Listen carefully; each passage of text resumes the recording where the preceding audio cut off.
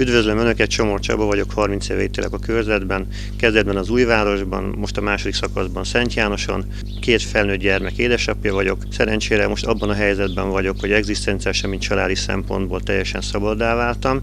Ez a felkérés, ha mondhatni pontosan, ebbe az időben talált meg engem, és el kellett döntenem, hogy valamitől vagy valamire tenném hasznos ezt a megnövekedett egzisztenciális és időbeni szabadságot. Én a másodikat választottam, mert eddig is szerettem az embereknek segíteni. Az igazságérzetem mindig magas volt, nem csak a saját, hanem a közvetlen környezetemben élőket tekintve is. És most, hogy végigjártam a lakótelepen, illetve a körzetben az embereket, látom, hogy milyen szinten nincsenek képviselve, mennyire nem működik az a népképviselet, amire tulajdonképpen ez az egész önkormányzati választásról szólnia kellene. A felmerült problémákat képviselőként nagyon gyorsan óhajtom orvosolni, akkor is nagyon szívesen fogok segíteni, hogyha ez netán nem valósul meg.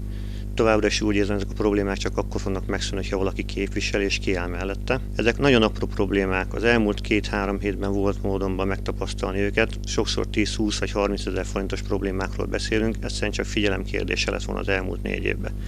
Szomorúan tapasztalom, hogy az utolsó 3 hónapban próbálják mindazokat végrehajtani, ami egyébként lett volna rá 4 év. Azt is viszont már eredménynek tartom, hogy a programomban fölvezett pár pontban már a városvezetés most megpróbál a választások előtt változtatni ezen. Miután ez nekem nem egzisztenciális kérdés, én ezt konkrétan önök miatt választottam, önök miatt vállaltam el. Október 12-én valójában, ha megtisztelnek a szavazatukkal, nem én fogok nyerni, hanem önök. Hozzárt azért, mert én ezt a munkát kihívásnak tekintem, önök viszont nyernek egy munkaerőt. A problémákat én fölvállalom, képviselem, és ha kell a lakossággal közösen ki fogom harcolni a következő 4 évben, illetve 5 évben, miután most ne felejtsék el, a következő 5 évre választanak önöknek képviselőket.